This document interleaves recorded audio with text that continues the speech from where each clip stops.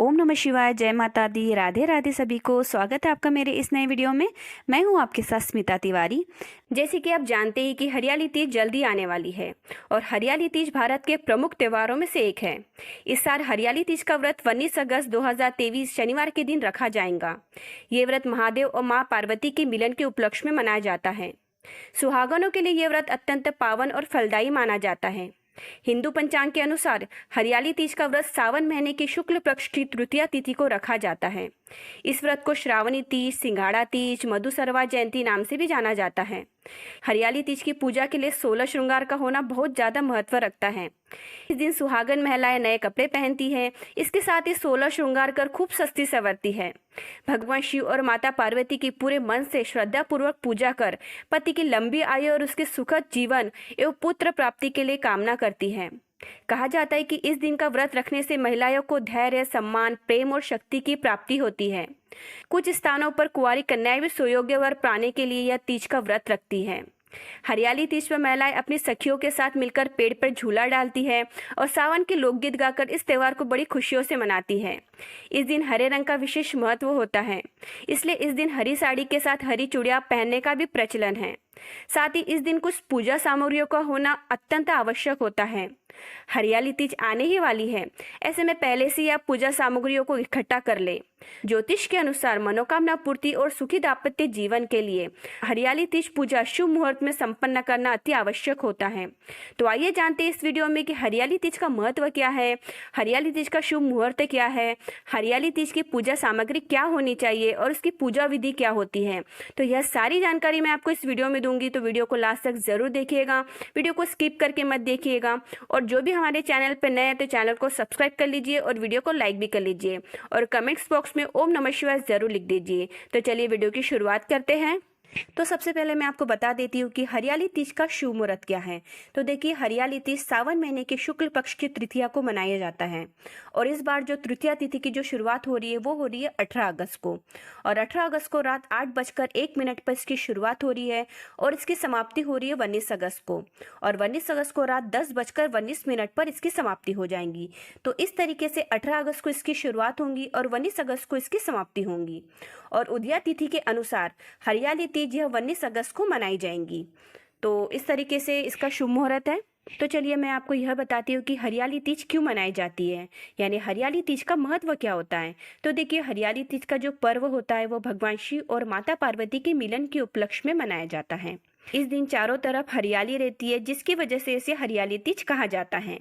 पौराणिक कथा के अनुसार यह वह दिन है जब देवी ने शिव की तपस्या में 107 जन्म बिताने के बाद शिव जी ने माता पार्वती को 108वें जन्म में पत्नी के रूप में स्वीकार किया था।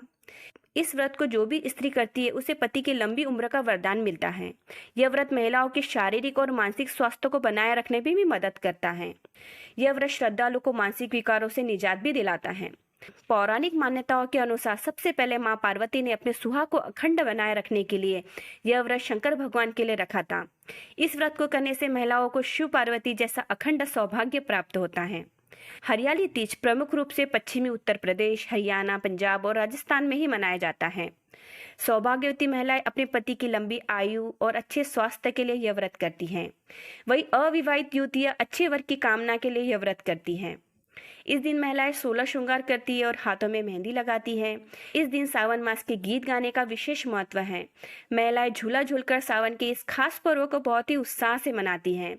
तो इसी वजह से हरियाली तीज का व्रत किया जाता है। तो चलिए अब यह जान लेते हैं कि हरियाली तीज की पूजा के लिए आपको कौन कौन सी सामग्री लगेंगी। तो सबसे पहले आपको एक शिव परिवार की मूर्ति बना लेना है। तो आप अलग अलग भी मूर्ति बना सकते हैं, जैसे आप शिवलिंग बना सकते हैं, माता पार्वती की आप छोटी सी मूर्ति बना लीजिए और गणपति जी की मूर्ति बना लीजिए। तो ये इन तीनों की मूर्ति आप बना के तैयार कर लीजिए और एक चौकी भी ले लीजिए। उसी के साथ आप पूजा की थाली में आप पीला वस्त्र ले लीजिए, कच्चा सूत ले लीजिए, नए वस्त्र या फिर कलेवा के रूप में भी आप वस्त्र अर्पित कर सकते हो शिव परिवार को। केले के पत्ते, बेलपत्र, भांग, धतूरा, शमी के पत्ते, जनेऊ, जटा नारियल, सुपारी, कलश, अक्षत या चावल, दुर्वा घास, घी, कपूर, अबीर, गुलाल, श्रीफल, चंदन, गाय का दूध, गंगा जल और दही, मिश्री, शहद, पंचामृत यानी जो भी शिव जी को चढ़ाई जाती है चीज़ें, वो सारी चीज़ें आप रख लीजिए। और माता पार्वती को चढ़ाने के लिए आप श्रृंगार का सामान ज़रूर रखिए, क्योंकि माता पार्वती को सुहाग का सामान चढ़ाना बहुत ज़्यादा ज़रूरी होता है इस व्रत में। तो आप सुहाग की चीज़ों के लिए आप रखिए, हरे रंग की चूड़ी रखिए, हरे रंग की साड़ी रखिए, या फिर आप चुंदड़ी भी रख सकते हो। और 16 श्रृंगार आप ज़रूर चढ़ाइए, जैसे सिंदूर, बिंदी, चूड़ियाँ, माहुर, कुमकुम, कंघी, बिछिया, मेहंदी, दर्पण, इत्र, यानी जो भी 16 श्रृंगार की चीज़ें आपको मिल जाती है वो सारी चीज़ें आप माता पार्वती को ज़रूर अर्पित करिए। तो चलिए अब यह जान लेते हैं कि इसकी पूजा कैसे की जाती है। हरियाली तीज के दिन आपको सूर्योदय से पहले उठ जाना है और स्नान करके स्वच्छ कपड़े पहन लेना है, या फिर आप नए वस्त्र भी धारण कर सकते हो। इस दिन आपको 16 श्रृंगार जरूर करना है। जैसे आप करवा चौथ के दिन तैयार होते हो उसी तरीके से आपको इस दिन भी तैयार होना है। और आपको हरे रंग का ज़्यादा इस्तेमाल करना है, जैसे हरी चूड़ी, हरी साड़ी, यानी जो भी हरी हरी चीज़ें मिल जाती है आपको, तो वो ज़्यादा आपको पहनना है। अब आप जहाँ पे भी पूजा करने वाले हो उस जगह को अच्छे से साफ कर लीजिए और पूर्व दिशा में चौकी लगाकर बैठ जाइए। अब इस चौकी पर आप पीला कपड़ा डाल दीजिए और उसके ऊपर मिट्टी की जो मूर्ति बनाई है अपने शिव परिवार की, उसे रख दीजिए। अब आप शिव जी का गंगाजल और पंचामृत से अभिषेक कर लीजिए और शिव जी के ऊपर बेलपत्र, धूप, दीप, फूल, भांग, धतूरा, भस्म, यानी जो भी शिव जी को चीजें चढ़ाई जाती है वो सारी चीजें उन्हें अर्पित कर दीजिए। और साथ ही माता पार्वती और गणपति जी का भी विधि विधान से पूजन कर लीजिए। और शिव परिवार को वस्त्र के रूप में कलेवा अर्पित कर सकते हैं। अब इस तरीके से आपकी पूजा हो जाने के बाद आप माता पार्वती को 16 श्रृंगार का जो भी सामान आपने लिया है वो सारा अर्पित कर दीजिए। अब आप महादेव और माता पार्वती का ध्यान करते हुए मंत्रों का जाप कर लीजिए, जैसे ओम नमः शिवाय या शिव शिवाय नमस्तुभ्यम।